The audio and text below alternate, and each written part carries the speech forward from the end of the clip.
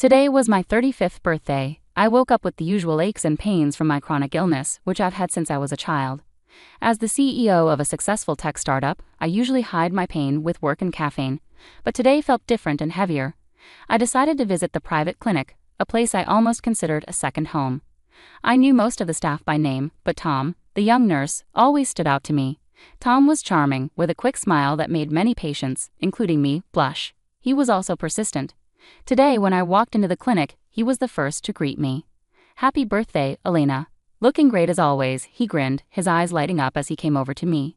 "You know you don't have to go through this alone. I'm here for you." I sighed as I settled onto the clinic bed. "I appreciate it, Tom, but you know my situation. It's complicated." As Tom prepared the drip, he didn't miss a beat. "I don't care about your illness, Elena. I like you. Whenever you're ready to talk about us, I'm here." As Tom busied himself with the charts, I tried to focus on the positives. I was successful and independent, but I had to admit, I was lonely too. The day dragged on with the usual rounds of tests and doctor's visits. By late afternoon, I was ready to head back home, but Tom had other ideas. "Hey, birthday girl, you can't just go home and mope. Let's grab dinner, my treat. Let's celebrate you," he insisted.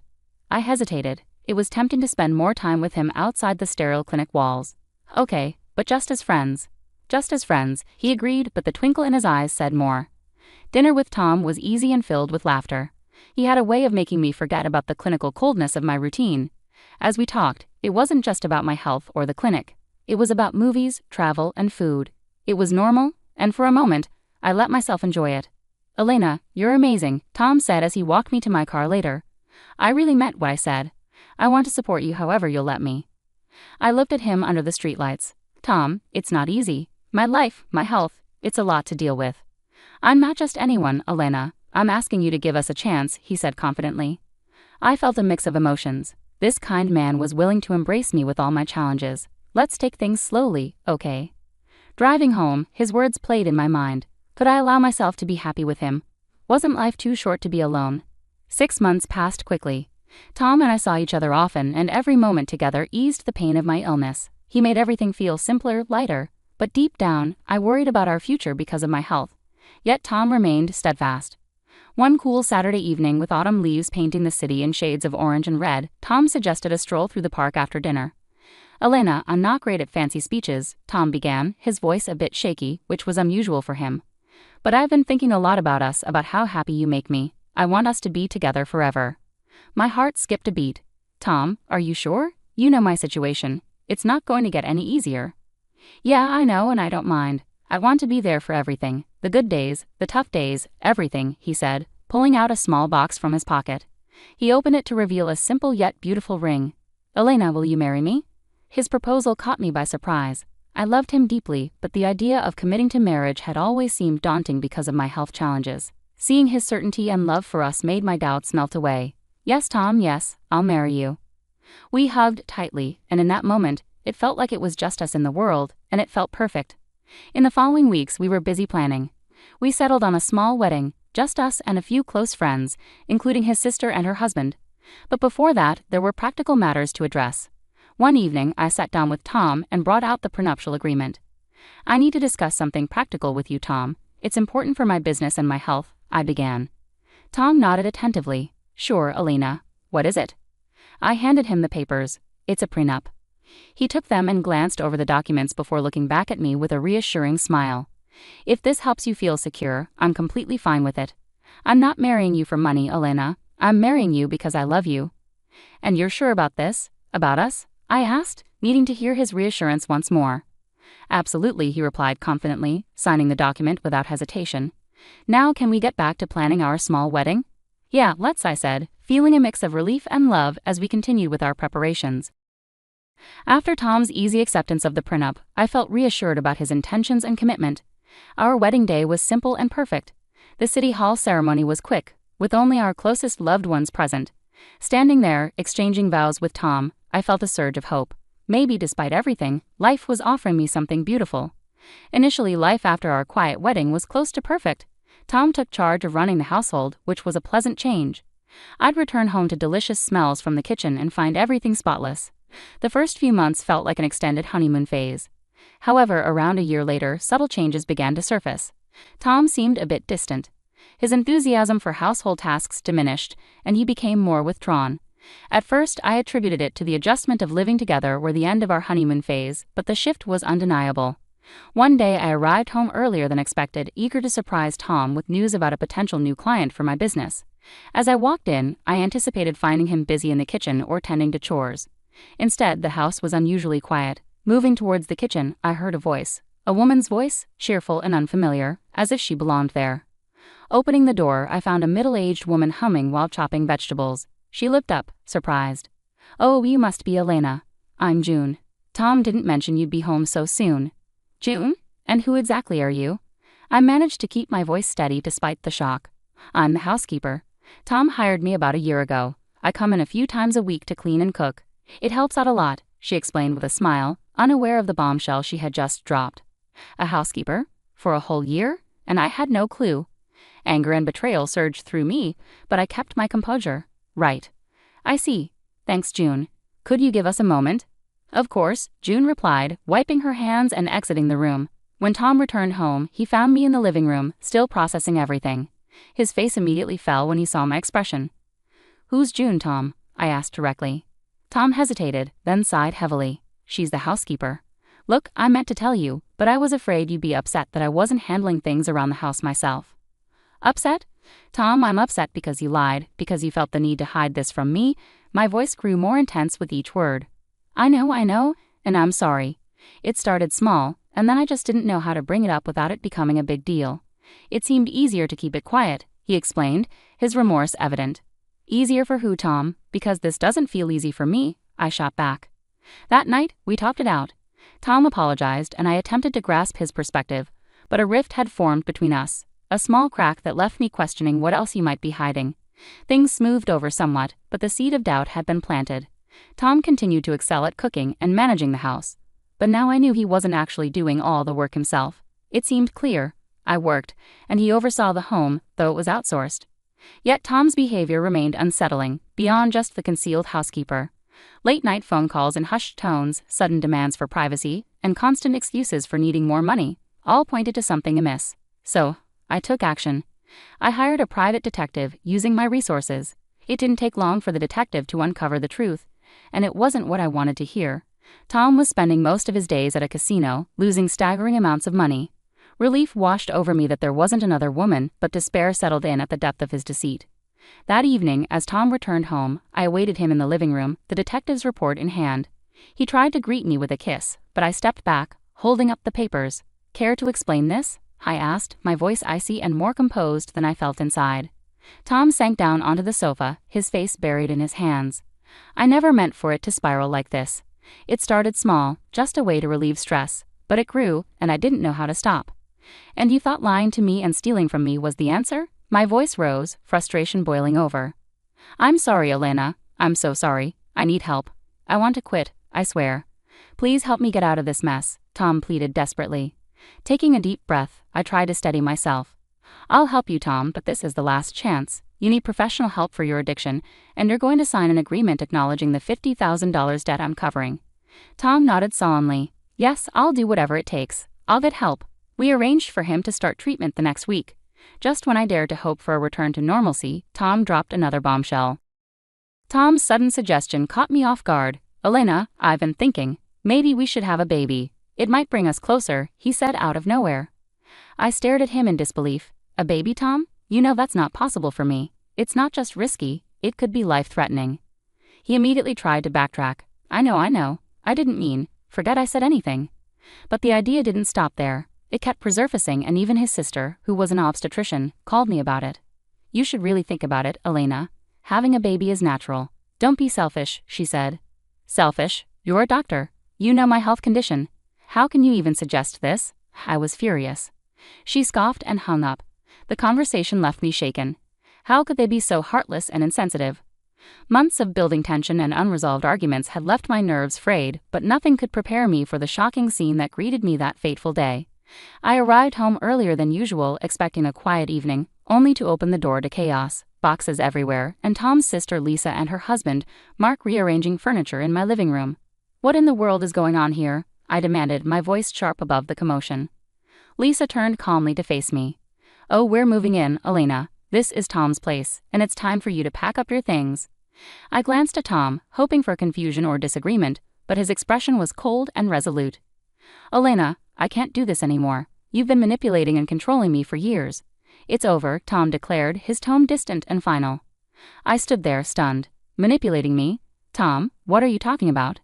"You heard him," Mark added harshly. "He's had enough of being your slave." Tom stepped forward, handing me a stack of papers. "Here are the divorce papers. I'm also filing for compensation for years of emotional abuse and alimony. I need to prioritize my well-being now." As I took the papers, the room seemed to spin around me. It felt like a nightmare unfolding before my eyes. I flipped through the documents, each word feeling like a betrayal, but amidst the rising panic, a calm determination settled over me. I couldn't help but let out a short, humorless laugh.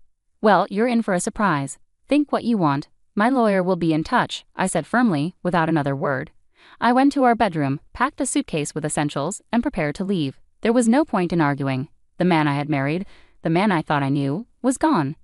Driving away from the apartment, I headed towards the elite cottage village where my house awaited, a home that had been mine long before Tom came into my life. As I passed through the familiar gates and greeted the guards, a sense of relief washed over me. The house stood exactly as I had left it, spacious, serene, and perfectly suited to my needs. It had always been my sanctuary, a place I had prepared for my future, knowing my health might present challenges. As night settled, I made a few phone calls to my closest friends, letting them know about the situation and assuring them I was all right. Next, I called my lawyer to discuss our strategy. Tom's claims and demands wouldn't go unchallenged. A few days later, settled into the peace of my sanctuary, I was surprised by an urgent call from Tom. His voice was filled with panic and anger.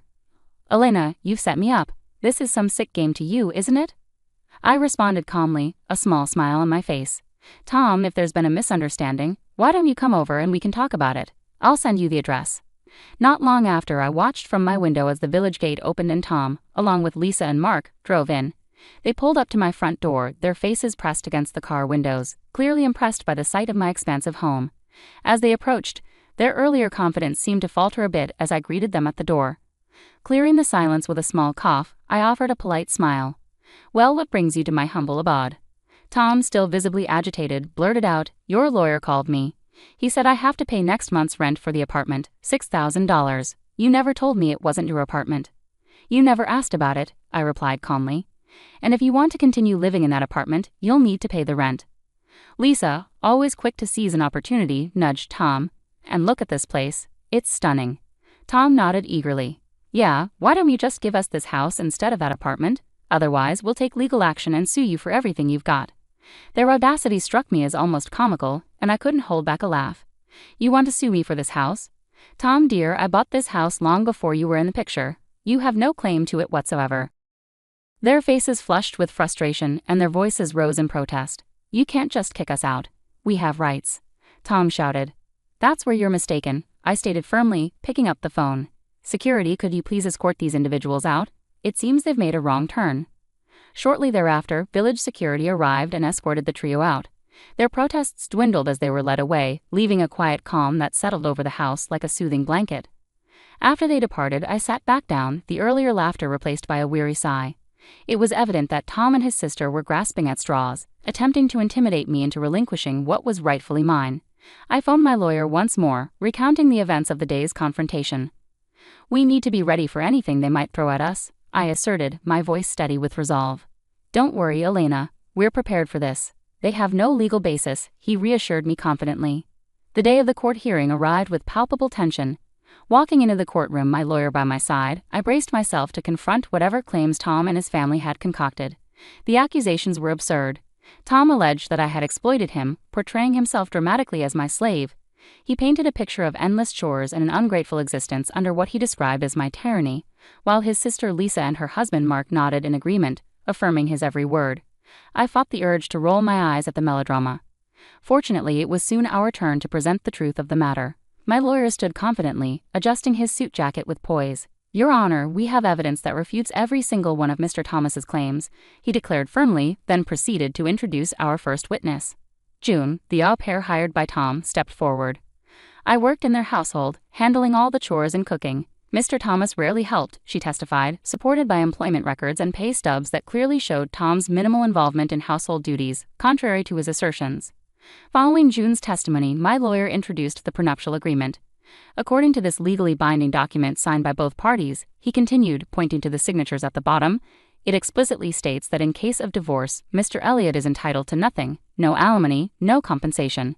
The courtroom fell into a hushed silence as the gravity of the prenuptial agreement settled over everyone present.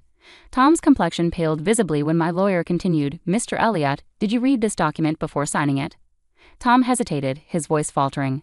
Well, I saw the part about what would happen if something happened to Alina, but you didn't read it in its entirety, correct? My lawyer interjected. Yes, but I didn't think. Tom began to explain. You didn't think to read what you were signing? My lawyer pressed, turning back to the judge. Your Honor, we also have evidence of Mr. Elliott's substantial gambling debts, which Mrs. Elliott graciously paid off, and we have a signed acknowledgement from Mr. Elliott himself. As Tom slumped in his seat, the weight of his circumstances seemed to settle upon him. The judge's clear and firm voice cut through the courtroom. After reviewing the evidence and testimonies, this court grants the divorce requested by Mrs. Alina Elliott. Additionally, all claims for compensation and alimony by Mr. Thomas Elliott are denied. Leaving the courtroom, I felt a profound sense of relief, though it was quickly overshadowed by the commotion outside. Lisa was angrily berating Tom, her words sharp and unforgiving. You idiot. All you had to do was get her pregnant and die. Then we could have had it all, but you couldn't even manage that. I paused, stunned by the extent of their betrayal sinking in. They hadn't just wanted money, they had harbored darker intentions. Months passed since the courtroom drama, and I gradually began to reclaim my peace, focusing on my health and business. One crisp morning, while reviewing business reports over coffee, my tranquility was shattered by an unexpected visitor. Glancing at the security monitor, I saw Tom standing disheveled and desperate at the gates of my village. Curious yet cautious, I instructed the guards to let him in, wondering about the sudden appearance. As he approached the front door, I could see the strain etched into Tom's face, the weight of recent hardships evident. He dropped to his knees dramatically as soon as I opened the door. Elena, please, I'm begging you. Take me back. I'll do anything. I'll cook, clean, whatever you want. Just let me stay here, he pleaded, his voice cracking with emotion. I looked down at him, my expression composed yet resolute. Tom, after everything that has happened, why would you think I'd even consider that? It wasn't all my idea, Elena. It was Lisa's plan to push for the baby, to end things that way. I never wanted any of it. I swear, I was just caught up in it, he blurted out, desperation evident in his words. Taking a deep breath to steady myself, I maintained my composure. Tom, what you're failing to grasp is that it's not just about what happened or whose idea it was. It's about trust, and you shattered that beyond repair. You didn't just go along with Lisa's plans. You stood by her, knowing how dangerous they were for me. He scrambled to his feet, reaching out as if he could physically undo the rift between us. Elena, I'm lost without you. I've taken out a loan to repay the $50,000, and I've started working again. I'm trying to make things right. Trying to fix things doesn't erase the consequences, I replied firmly. What you need to grasp, Tom, is that you made choices that led us here. Now you have to face them. His expression crumpled with regret, and for a fleeting moment I almost sympathized with him. Almost. But then I recalled the calculated discussions about my health and her schemes. It's time for you to leave, I said, my voice steady and resolute. And Tom, don't come back. You're not welcome here, not now, not ever. When he hesitated, still attempting to plead, I turned and gestured to the security team, who had been discreetly waiting nearby. They stepped forward, escorting him away as he called out my name, his voice fading into the distance. After he was gone, I stood at the doorway for a moment, allowing the silence to envelop me once more. This house, this life, I had built it, and I wouldn't let anyone disrupt it again. Returning to my morning routine, the disruption settled into a resolved chapter of my life. Looking forward, my thoughts drifted to future plans, dreams of travel, and meeting new people. The world was vast, and my heart, once weighed down by betrayal, now felt light with possibilities.